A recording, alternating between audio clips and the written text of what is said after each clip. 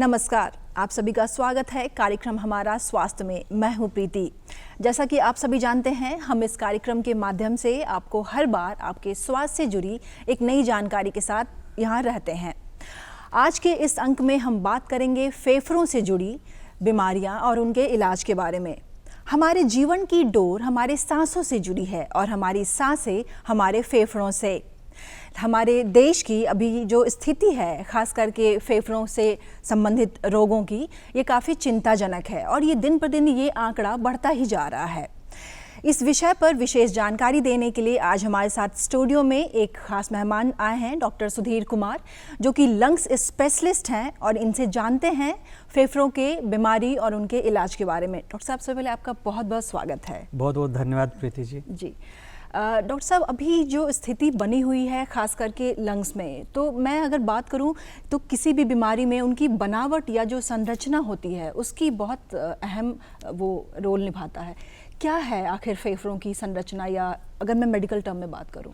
जी, बहुत अच्छा प्रश्न है। देखिए, ये फेफड़े का मुख्य उद्देश्य होता है कि हवा से जो ऑक्सीजन है वो हमारे बॉडी में जाए, और बॉडी में चूँकि हर सेल को ऑक्सीजन की ज़रूरत होती है ज़िंदा रहने के लिए, तो उस ऑक्सीजन की पूर्ति वो करे।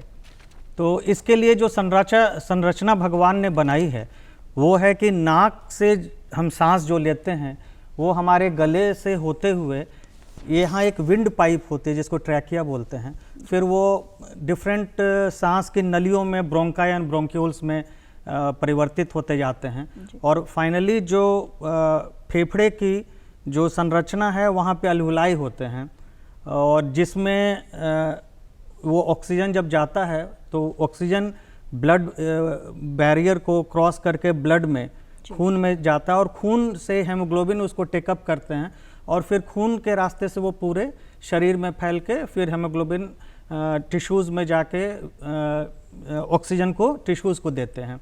तो इसी पर्पस के लिए इस तरह की संरचना बनी है कि सांस की नली हो, और सांस की नली फिर उसको फेफड़ों में ले जाए, फेफड़े से के जगह पे ऑक्सीजन अपटेक हो और वो शरीर को प्रोवाइड करे ऑक्सीजन, जिसको कि इसलिए हम लोग ऑक्सीजन को जीवन रक्षक भी कहते हैं। जी बिल्कुल। एक जो खास करके अभी जो मौसम बदल रहा है, इसमें कभी सर्दी कभी गर्मी, इस तरीके के मौसम में भी बहुत ज़्यादा लंग्स से जुड़ी समस्या सामने आती है। कौन कौन सी बीमारियां अभी खास करके इस मौसम में लोगों को अटैक करती है? जी देखिए, मौसम परिवर्तन में दो चीज़ें आम होती हैं। जैसे कुछ तो प्रदूषण का प्रभाव पड़ता है मौसम परिवर्तन से। अभी आप देखें कि दिल्ली में इतनी ज़्यादा स्मॉग है, यहाँ पे भी हो रहा है, तो अभी पोल्यूशन बढ़ भी गया, पोस्ट दिवाली बहुत ज़्यादा बढ़ता है। तो एक तो प्रदूषण है जिसकी वजह से COPD की बीमारी और इवन आज़मा की बीमारी बढ़ जाती है। ठीक है। दूसरा, मौसम परिवर्तन में क्या होता है कि मौसम परिवर्तन में वायरसेस का, जो हमारे वायु तत्व में वायरसेस ज़्यादा वायबल होते हैं। जैसे गर्मियों में वायरस कम होते हैं, और जब ये ठंड आने लगती है तो वायरस बढ़ जाते हैं, या कई बार ह्यूमिडिटी में वायरस ज़्यादा सस्टेन करते हैं, फंगस सस्टेन करते हैं। तो ये वायरसेस से जो है, या तो वायरल इन्फेक्शंस होते हैं जैसे वायरल ब्रोंकाइटिस, फ्रेंजाइटिस, ये सब होता है, या वायरल निमोनिया भी हो सकता है, और प्लस वायरसेस जो हैं वो एलर्जी को भी बढ़ाते हैं, तो एलर्जिक ब्रोंकाइटिस, एलर्जिक आज़मा भी बढ़ जाते हैं। तो एक तो प्रदूषण से हमारा COPD आज़मा भी बढ़ता है, दूसरा जो वायरसेस और इसके अलावा एलर्जिक तत्व यानी कि पॉलन ग्रेन्स वगैरह जो होते हैं, तो वो मौसम बदलने से अलग अलग पॉलन्स अलग अलग मौसम में वायु में आते हैं, एटमॉस्फेयर में आते हैं। तो अगर किसी मनुष्य को उस पर्टिकुलर पॉलन से एलर्जी डेवलप की हुई है तो वो उससे सारी एलर्जिक सिम्टम्स, छींके आना, नाक से पानी बहना, ये सब, आंख से पानी बहना, ये सारी चीज़ें शुरू हो जाती हैं। तो ये सब मुख्य कारण है कि मौसम परिवर्तन में किस तरह की बीमारियाँ आती हैं। जी बिल्कुल। अभी आपने COPD का जिक्र किया है, ये बीमारी क्या है, इसके बारे में विस्तार से हमारे दर्शकों को बताइए। जी, COPD का फुल फॉर्म है क्रॉनिक ऑब्स्ट्रक्टिव पल्मोनरी डिजीज़, यानी कि सांस के नलियों में हमेशा के लिए एक रुकावट या बाधा बन जाती है, सिकुड़ जाते हैं, और उससे जो है खांसी और सांस की बीमारी लगभग लाइफ लॉन्ग होती है। तो इसके मुख्य कारण जो हैं वो ये हैं कि स्मोकिंग करना, ये सबसे बड़ा मुख्य कारण है। और जो लोग स्मोकिंग नहीं भी करते हैं तो एटमॉस्फेरिक पॉल्यूशन से भी जो है स्मोकिंग ये सीओपीडी होने की बीमारियां होती हैं। और कुछ ऐसे सीओपीडी पेशेंट्स होते हैं जिनको कि बचपन में बहुत ज़्यादा ये था, क्या कहते हैं, जिसको निमोनिया कह सकते हैं, अस्थमा कह सकते हैं, तो उनकी वो बीमारी जब नहीं ठीक हो पाती है तो कुछ परसेंटेज जो है वो भी बाद में जाके सीओपीडी में कन्वर्ट हो जाते हैं। जी जी, अस्थमा और ये आपने निमोनिया का जिक्र किया है। निमोनिया तो अक्सर खास करके बच्चों में बहुत ज़्यादा, क्योंकि गीले कपड़े रह जाते हैं तो उसकी वजह से भी हमको लगता है ये चीज़ें फैलती है। निमोनिया का जो एक डिटेल है, मेडिकल टर्म, उसके बारे में दर्शकों को बता दीजिए। देखिए, निमोनिया इंग्लिश टर्म है और इसका सिंपल मतलब ये होता है कि जब फेफड़े में किसी इन्फेक्शन से, मोस्ट सबसे बड़ा कारण इन्फेक्शन ही है। वैसे तो नॉन इन्फेक्शस निमोनिया भी होते हैं लेकिन हम लोग उसके बारे में अभी जिक्र नहीं कर रहे। तो किसी इन्फेक्शन से जब फेफड़े में सूजन और पानी जमा हो जाता है तो उसको हम लोग निमोनिया कहते हैं। और ऐसे निमोनिया का जो मुख्य लक्षण होता है वो है बुखार, खांसी और सांस की तकलीफ। बच्चों में जो निमोनिया का मुख्य कारण वायरल इन्फेक्शन है, वो सबसे कॉमन है और कभी कभी बैक्टीरियल भी होता है उनको। जबकि एडल्ट्स में जो निमोनिया होते हैं वो वायरस, फंगस भी निमोनिया होते हैं, वायरल भी होते हैं, बैक्टीरियल भी होते हैं। और तीनों के अलग अलग टाइप के एंटीबायोटिक्स होते हैं या एंटीवायरल होते हैं जिससे इलाज किया जाता है। जी, ये अभी खास करके एस्थमा, जो हम जिसको दम्मा हम जानते हैं, और ये बहुत ज़्यादा देखने को मिलता है, इस बीमारी के बारे में हमारे दर्शकों को थोड़ा डिटेल में समझाइए। देखिए, दमा जो है वो दो तरह की जनरली होती है। एक होती है एलर्जिक और दूसरी होती है नॉन एलर्जिक। दमा में होता क्या है कि किसी कारण से, चाहे वो एलर्जी की वजह से हो या नॉन एलर्जी की वजह से हो, वो सांस की नलियाँ थोड़े देर के लिए सिकुड़ती हैं और सूज जाती हैं। और कई बार सूजन जो है वो हमेशा के लिए रहती है, तो उनको सिम्टम्स हमेशा रहते हैं। और कई मरीजों को जो है बीच बीच में मौसम परिवर्तन से या किसी एलर्जिक कांटेक्ट में आने से या इमोशनल डिस्टर्बेंस से या किसी डस्ट फ्यूम्स वगैरह के, इससे, इन सब कारणों से या पोल्यूशन से थोड़े देर के लिए होता है या थोड़े दिनों के लिए होता है और वो ठीक हो जाता है। तो जो एलर्जिक होते हैं वो, उसमें हम लोग ये डिसाइड करते हैं कि वो इस्नोफिलिक हैं कि नहीं, यानी इस्नोफिलिया, जिसको आम शब्द में कई लोग सुनते होंगे कि मुझे इस्नोफिलिया की बीमारी है, तो वो इस्नोफिलिक हैं कि नहीं। एलर्जिक जिसमें हम आईजी लेवल देखते हैं वो बहुत हाई है कि नहीं, यानी कि एलर्जिक है कि नहीं। तो और एक दूसरा जो दमा होता है ये जनरली बचपन से शुरू होता है। और जो एडल्टहुड में या लेट एडल्टहुड या एल्डरली एज में पहली बार शुरू होता है वो जनरली नॉन एलर्जिक होते हैं। तो नॉन एलर्जिक में क्या होता है कि वैसे पेशेंट्स को एंटी एलर्जी दवाई उतनी अच्छी काम नहीं करती है, जबकि एलर्जिक पेशेंट्स को एंटी एलर्जिक, एंटी इन्फ्लेमेटरी दवाई ज़्यादा अच्छा काम करती है। और अब तो ऐसे भी इंजेक्शंस आ गए हैं जिसमें कि आप उस एलर्जी या इस्नोफिलिया को बिल्कुल महीने का एक इंजेक्शन या 2 महीने में एक इंजेक्शन देके भी उसको लगभग पूरा कंट्रोल कर सकते हैं। पर अभी वो चूँकि कॉस्टली हैं तो वो उन्हीं तरह के मरीजों के लिए रिकमेंडेड हैं जिनमें कि जो पहले से चल रही दवाइयाँ जो हैं वो कारगर न सिद्ध हो रही हों, तभी उसका प्रयोग किया जाता है। जी, लेकिन मैं अगर दमा की बात करूं तो उसमें बहुत ज़्यादा तकलीफ़ होती है। क्या कारण है कि लोग बहुत वीक हो जाते हैं? मतलब हमने देखा है कई बार कि उनको सांस लेने में तकलीफ़ हो रही है। केवल सांस लेना ही नहीं होता है अस्थमा के अंदर, उसमें अपनी जो वीकली कमज़ोरी होती है वो, उसके भी क्या कारण हैं? देखिए, उसमें मुख्य कारण जैसे मैंने बताया कि वो सांस की नली सूज जाती है और सिकुड़ जाती है। तो उसमें क्या होता है कि इतना अवरोध पैदा होता है सांस लेने में। नॉर्मली जब हमारी सांस की नलियाँ बिल्कुल खुली हुई हैं तो हमारा जो सांस है वो पता भी नहीं चलता है कि वो अंदर जा रहा है और बाहर आ रहा है। पर जब वो बहुत ज़्यादा पतली हो जाती है, सिकुड़ जाती हैं, कई जगह तो बंद भी हो जाती हैं छोटी छोटी नलियाँ जो हैं, तो फिर सांस का आवागमन इतना अवरुद्ध हो जाता है कि मरीज के लंग्स में जितनी हवा जानी चाहिए वो नहीं जा रही होती है। और जब वो वहाँ नहीं पहुँचती है तो ऑक्सीजन की कमी होती है। और ऑक्सीजन की कमी होने से क्या होता है कि पेशेंट को तकलीफ जो है सांस की बढ़ जाती है। और वर्क ऑफ ब्रीदिंग जिसको कहते हैं कि नॉर्मली हमारा वर्क ऑफ ब्रीदिंग मिनिमल होता है, हमें पता नहीं चलता।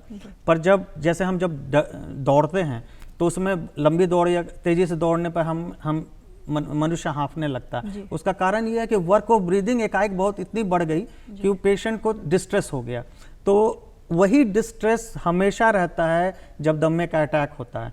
तो मरीज को वर्क ऑफ ब्रीदिंग चूंकि बढ़ जाती है तो उसकी एनर्जी कंजम्पशन बहुत ज़्यादा होता है, एनर्जी बहुत यूज़ होता है बॉडी का, तो एनर्जी ड्रेन होने से पेशेंट बहुत वीक महसूस करता है। जी डॉक्टर साहब, अभी हमने देखा कि आपने ये जो तमाम तरह की बीमारियों का जिक्र किया, और कौन कौन से फेफड़ों से जुड़ी हुई बीमारियां हैं? जी, जैसे कुछ बीमारियां हैं जो जिसको हम कह सकते हैं कि सबसे कॉमन हम लोग के हमारे देश में जो है वो ट्यूबरक्लोसिस है। जी। तो ट्यूबरक्लोसिस में इसका कारण एक बैक्टीरिया है जो माइकोबैक्टीरियम ट्यूबरक्लोसिस है, और वो मरीज के खांसी से उत्पन्न होकर वो हवा में जाता है और दूसरा मरीज उसे इनहेल कर लेता है, सांस के रास्ते से फेफड़े में चला जाता है, तो वहाँ जाके वो संक्रमण कर देता है। और ये काफ़ी ज़्यादा है, और इसमें लाखों मरीज जो है हर साल टीबी से ग्रसित हो जाते हैं। जी। तो टीबी के बारे में वैसे तो बहुत ही अच्छा उपचार पिछले 30-40 साल से है उपलब्ध, लेकिन समय के साथ कुछ खामियों की वजह से जो है वो दवाइयाँ जो है 5% से ज़्यादा लोगों में कारगर नहीं सिद्ध हो रही है। तो वैसे पेशेंट्स को जब हम लोग रिफैम्पसिन दवाई से टेस्ट करते हैं बलगम पे कीटाणु का और देखते हैं कि वो रेसिस्टेंट था, तो जनरली वैसे पेशेंट को हम लोग मल्टीपल ड्रग रेसिस्टेंट टीबी के रूप में लेते हैं, और फिर उसका उपचार जो है बहुत महंगा, खर्चीला, कष्टकर और बहुत लंबे समय तक करना पड़ता है। 1 से 2 साल तक का कोर्स होता है। कुछ मरीज को एमडीआर टीबी भी फेल कर जाता है, और तब ऐसे मरीज को जो है एक्सट्रीमली ड्रग रेसिस्टेंट ट्यूबरक्लोसिस का ट्रीटमेंट चलता है, वो फिर जो है 2-2.5 साल चलता है। तो यहाँ ये स्थिति धीरे धीरे भयावह रूप लेती जा रही है, और डिस्पाइट कि इतने सारे मेडिसिन अब आए हुए हैं, तब भी क्योंकि प्रॉपर लोगों को जानकारी नहीं है कि हम सब शुरू में ही जांच करा लें कि हमारा टीबी जो है वो रेसिस्टेंट है या नहीं है, रेसिस्टेंट है तो किस टाइप का रेसिस्टेंस है। और दूसरी बात है कि ऐसे मरीज और इवन जो जनता है वो जो है मरीजों को मास्क लगाने नहीं बोलते हैं। क्लिनिक में भी जब वो जाते हैं तो मास्क नहीं लगाते हैं। तो क्लिनिक में क्या होता है कि हम जा रहे हैं डायबिटीज़ के लिए, मेरे बगल में पेशेंट टीबी का बैठा हुआ है, हमें नहीं पता है, और ना उसने मास्क लगाया ना मैंने मास्क लगाया, तो वो मास्क उसकी वजह से वो टीबी के संक्रमण लेके आ जाता है। तो मेरा यही कहना है कि अब तो कोविड में मास्किंग का बहुत अच्छा लोगों को बता दिया गया है, कृपया इस बात को आप लोग कंटिन्यू रखें, और ख़ासकर जब आप भीड़ भरे इलाके में जाएं या हॉस्पिटल या क्लिनिक्स को विजिट करें तो उस समय मास्क जरूर लगा के रखें। जी बिल्कुल, डॉक्टर साहब ने एक बहुत अच्छी बात बताई है कि मास्क, जो कि अभी हम लोगों ने कोविड के टाइम में देखा है कि मास्क का बहुत ज़्यादा एक तो बहुत ज़रूरी चीज़ भी है और प्रचलन भी खास करके बढ़ गया। मास्क हम लगा के चल रहे हैं, स्पेशली जब जाड़े के टाइम में भी लोग ठंड से बचने के लिए भी लगाते हैं, तो खास करके डॉक्टर साहब ने जो भी आपको सलाह दी है उसको माने। डॉक्टर साहब, हमने देखा है कि जो भारत में जो इस तरह के खास करके जो जितने भी फेफड़ों से संबंधित रोग है ये ज़्यादा देखने को मिल रहा है और आंकड़ा बढ़ता जा रहा है, इसके पीछे क्या कारण है? देखिए, 2 कारण हैं। आंकड़ा इसलिए भी बढ़ता है क्योंकि हमारी पॉपुलेशन का ग्रोथ भी पिछले 20-30 सालों में बढ़ता जा रहा है, तो नंबर ऑफ पेशेंट्स जो है वो बढ़ जा रहे हैं। दूसरा ये है कि पॉल्यूशन का स्तर निश्चित तौर पे जो 40 साल पहले था उससे कई गुना ज़्यादा है, और आज आप देखेंगे कि कई बार हमारा खुद पटना का शहर भी कभी कभी नंबर 1 पे भी आ जाता है देश में, और कभी अच्छा कंट्रोल होता है तो नीचे भी चला जाता है। तो ये पॉल्यूशन जो है वो एक दूसरा कारण है।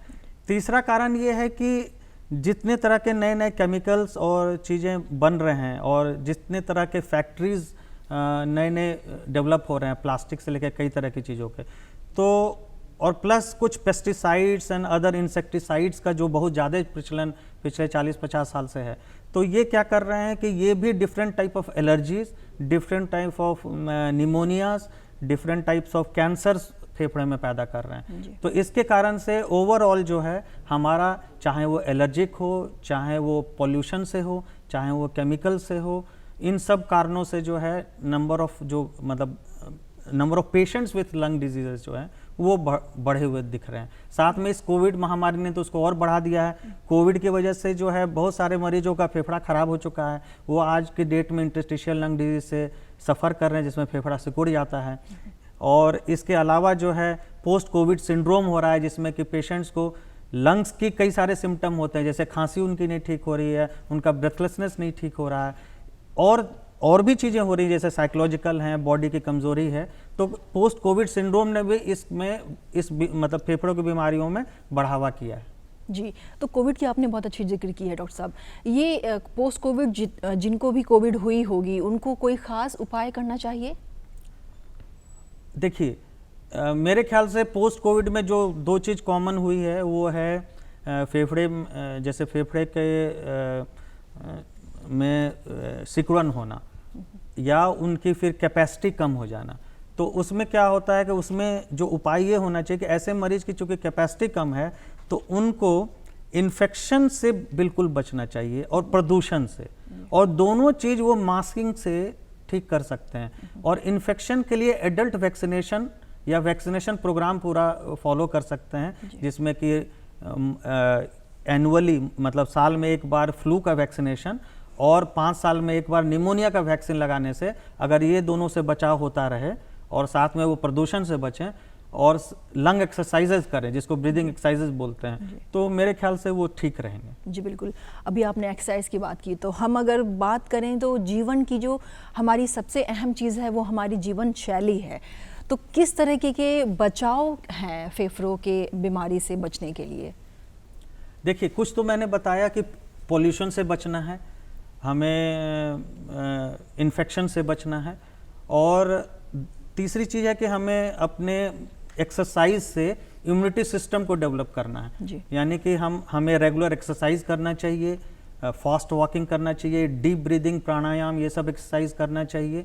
और इन सब चीज़ों से जो है हम लोग ये कर सकते, प्लस पौष्टिक आहार।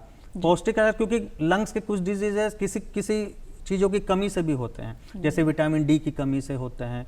तो उन सब चीज़ों का हमें धूप में बैठना चाहिए, विटामिन डी का मंथली एक टैबलेट लेना चाहिए, क्योंकि अब 99% लोग इंडोर रहते हैं तो उन्हें धूप की कमी होती है, और विटामिन डी लगभग 50 to 70% इंडियन पॉपुलेशन में कम पाया गया। तो इस तरह से हम लोग पौष्टिक आहार, बचाव पॉल्यूशन से, इम्यूनाइजेशन से और एक्सरसाइज से अपनी बॉडी की इम्यूनिटी को अच्छा रख सकते हैं और उन्हें लंग्स की बीमारियों से बचा सकते हैं। और मैं जानना चाहूँगी कि जांच की प्रक्रिया जो आपने अभी थोड़े बहुत बताए हैं, हमारे दर्शकों को मैं अब चाहूँगी कि थोड़ा डिटेल्स में बताइए। देखिए, फेफड़ों की जांच जो है वो कुछ ही चीज़ों के इर्द गिर्द घूमती है, जैसे बलगम की जांच इन्फेक्शन पकड़ने के लिए, फिर एक्सरे या सीटी स्कैन लंग्स में अंदर देखने के लिए, उसको समझने के लिए, उसके बाद फेफड़ों की जो ताकत है उसको और सांस की नलियों के जकड़न पकड़ने के लिए स्पायरोमेट्री जांच, लंग फंक्शन टेस्ट जांच होता है, प्लस कुछ स्पेसिफिक एलर्जी टेस्ट ब्लड में हम लोग करते हैं, या फिर और भी अदर बीमारियों के टेस्ट करते हैं जो कि फेफड़ों को प्रभावित करते हैं। इसके अलावा दूरबीन की जांच, जिसको ब्रोंकोस्कोपी बोलते हैं, जैसे पेट के लिए इंडोस्कोपी है, वैसे ही फेफड़े के अंदर जाके देखने के लिए, सैंपल लेने के लिए, बायोप्सी करने के लिए ब्रोंकोस्कोपी जांच होती है। तो इन सब जांचों से जो है हम लोग पता करने की कोशिश करते हैं कि मरीज किस बीमारी से ग्रसित है, और जांच भी हम लोग उसी आधार पर करते हैं कि किस बीमारी की ज़्यादा संभावना है, उसमें कौन से उचित जांच होने चाहिए, उसी जांच को करके हम लोग कोशिश करते हैं कि उसका निदान पता चल जाए, उसका डायग्नोसिस पता चल जाए और प्रॉपर ट्रीटमेंट से मरीज ठीक हो जाए। जी, अगर मैं गंभीर बीमारियों की बात करूं तो कैंसर, जो जैसा कि आपने जिक्र भी किया था, ये भी एक कहीं ना कहीं बहुत ज़्यादा तकलीफ़देह रोग है, स्पेशली ख़ास करके जब वो बहुत ज़्यादा स्टेज पे आ जाता है और उसमें रिकवरी की चांसेस कम रहते हैं। क्या बचाव करने चाहिए उसमें? अगर हम सिर्फ फेफड़े के कैंसर की बात करें तो कुछ ऑक्यूपेशंस होते हैं जिसमें कि फेफड़े कैंसर होने की संभावना बढ़ जाती है, जैसे एस्बेस्टस एक्सपोजर, शिप यार्ड में शिपिंग, इसमें, या फिर जब हम नीचे एक्सकवेशंस में जाते हैं, डीप माइनिंग में जाते हैं, तो वहाँ रेडिएशन से लंग कैंसर होता है। तो इस तरह के जो ये हैं, अगर वो अवॉइड किया जा सके तो उससे जो है कुछ फेफड़े कैंसर कम हो सकते हैं। दूसरा है टोबैको स्मोकिंग, सबसे कॉमन है। तो टोबैको स्मोकिंग में थाउजेंड्स ऑफ कार्सिनोजेंस होते हैं, यानी कि वो कैंसर पैदा करने वाले या बढ़ाने वाले तत्व होते हैं उस स्मोक में। तो अगर हम लोग स्मोकिंग को अवॉइड करें तो उससे भी जो है फेफड़ों के कैंसर कम होते हैं। तीसरा है इन जनरल एटमॉस्फेरिक पॉल्यूशन, जिसकी वजह से होता है। और भी कुछ कारण है, जैसे जेनेटिक प्रीडिस्पोजिशन होता है, जैसे फैमिली में अगर हिस्ट्री है तो उसके चांसेस ज़्यादा होते हैं, और कई बार it is just a bad luck मतलब कुछ परसेंटेज में जहाँ के जस्ट बिकॉज ऑफ कि म्यूटेशन ही जीन में कुछ ऐसा हो गया जिसकी वजह से उस इंसान को कैंसर हो गया। तो आप अगर कैंसर स्पेशलिस्ट लोगों की बात सुनेंगे तो वो कई बार तो ये भी बोलते हैं कि it is just a bad luck rather than a disease. तो ये है। बिल्कुल। अभी आपने बात किया है कि फैमिली हिस्ट्री में अगर कभी किसी को खास करके लंग से जुड़ी कोई समस्या हो तो, लेकिन ये तो एक चीज़ है ना कि हमें जेनेटिकली मिली है, तो आखिर उसकी बचाव क्या होंगे? अगर जेनेटिकली हमें लंग्स से कोई भी समस्या होती है तो उसके बचाव तो कुछ तो होंगे।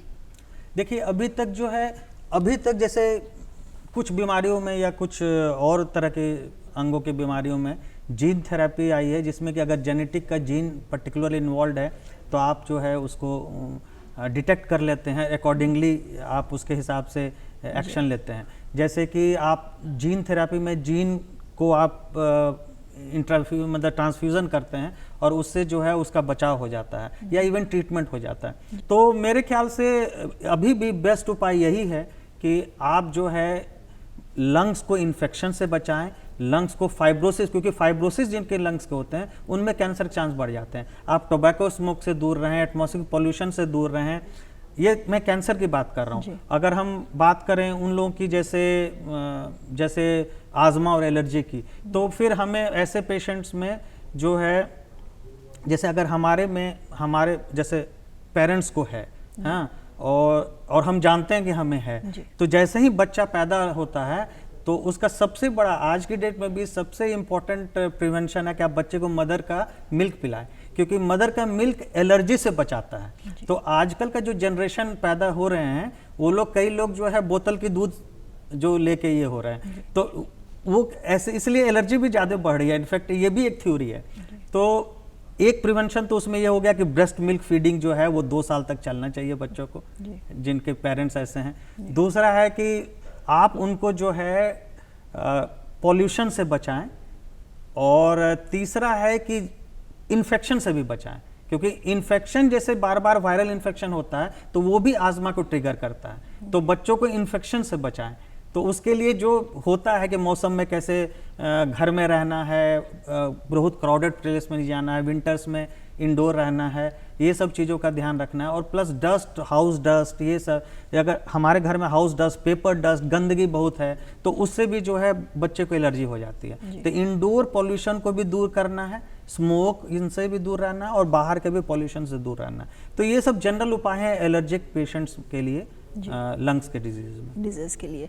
तो अभी जो हमारा मौसम चेंज हो रहा है और ख़ास करके अभी विंटर आने वाले हैं, तो उसमें कौन कौन सी बीमारी होगी और हमारे दर्शकों को चलते चलते क्या सुझाव भी देना चाहेंगे, आप बताइए प्लीज़। जी देखिए, विंटर में, जाड़े के मौसम में क्या होता है कि ओवर क्राउडिंग होती है, लोग नज़दीक रहते हैं, और इसके अलावा जो है मौसम ऐसा हो जाता है जिसमें कि निमोनिया होना, वायरल इन्फेक्शंस होना, और ठंड, प्योरली ठंड से आजमा और सीओपीडी का अटैक होना। तो ये 3 चीज़ें जो है बहुत ज़्यादा होती हैं। फ्लू भी बहुत ज़्यादा होता है। तो ऐसे स्थिति में हमारा जो सबसे प्राइम एम ये रहता है कि आप ओवर क्राउडिंग में जाने से बचें, आप जो है मास्किंग करें अपने आप को, आप जो है इम्यूनाइजेशन करा लें फ्लू का, और अगर निमोनिया टीका के लिए आप एलिजिबल हैं, जो कि हर 50 साल से ऊपर एलिजिबल है, या कोई भी मरीज जिसको क्रॉनिक बीमारी है उसको निमोनिया का टीका लगना चाहिए, तो आप निमोनिया का टीकाकरण करवा लें। पॉल्यूशन से बचें, और जो खान पान है उसमें ठंडी चीज़ों से बचें, गर्म पदार्थ ज़्यादा यूज़ करें। तो इन सब चीज़ों को अगर हम लोग ध्यान रखते हैं तो मेरे ख्याल से आप जो 3-4 कॉमन बीमारियां लंग्स की होती हैं, निमोनिया, वायरल इन्फेक्शंस, एलर्जी, आजमा, सीओपीडी, विंटर के इसमें बहुत अटैक्स आते हैं, ये सारी चीज़ों से बचाव हो सकता है। जी बिल्कुल। डॉक्टर साहब, आपने हमारे दर्शकों को इतनी अच्छी जानकारी दी है लंग्स से जुड़ी हुई, ये इसके लिए सर बहुत बहुत धन्यवाद। और हमारे स्टूडियो में आए इसके लिए भी सर बहुत बहुत धन्यवाद। तो आपने देखा कि डॉक्टर साहब ने आपको लंग से जुड़ी हुई जितनी भी बीमारियां होती हैं उसके बारे में डिटेल्स में बताए हैं। तो आने वाले जो विंटर का मौसम है, इसमें अपने आप को कैसे सुरक्षित रखना है, इसके बारे में भी डॉक्टर साहब ने बताया है। तो उम्मीद है इस पे आप अपना ख्याल रखेंगे और खान पान पे, खास करके योग पे इसकी एक बहुत बड़ी भूमिका है हमारे जीवन में, तो इस पे भी बहुत ज़रूरी है ध्यान देना। इसी के साथ उम्मीद है आज का हमारा ये अंक आपको बेहद पसंद आया होगा। अगले अंक के लिए हमें दीजिए इजाज़त, तब तक के लिए नमस्कार।